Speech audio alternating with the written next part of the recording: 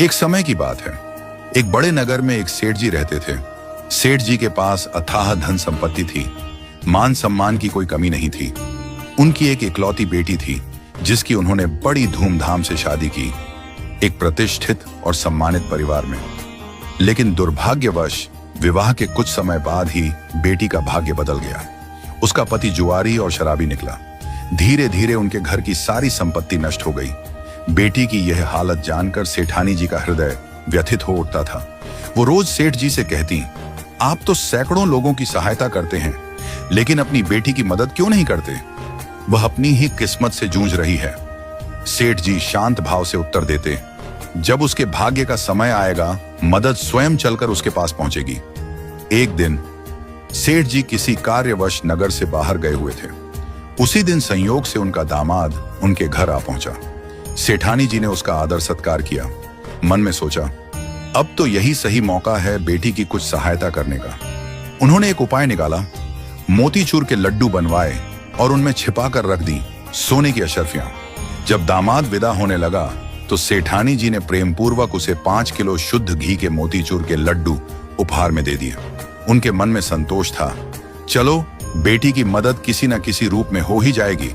मगर दामाद लड्डू लेकर घर की ओर चला, पर रास्ते में सोचने लगा, इतने भारी लड्डू ढोने का क्या फायदा? बेहतर है यहीं किसी मिठाई वाले को बेच दूं।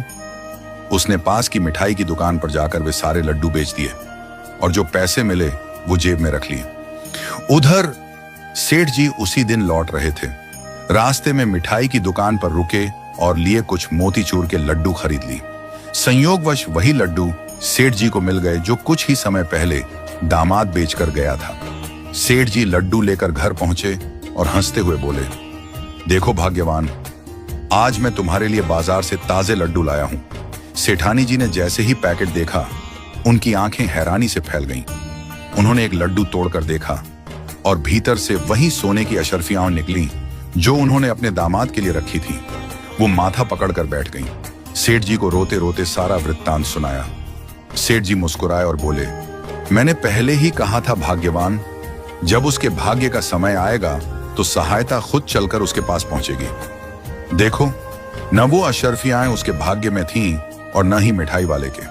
इसलिए कहते हैं, भाग्य से ज्यादा और समय से पहले किसी को कुछ नहीं मिलता। इस कहानी से हमें क्या सीख मिलती है? जीवन में जो कुछ भी हमें मिलता है वह भाग्य और समय के अनुसार ही आता है। कभी कभी हम किसी की मदद करना चाहते हैं, लेकिन अगर उसका समय नहीं आया तो वह मदद उस तक नहीं पहुंचती। जैसे झूला जितना पीछे जाता है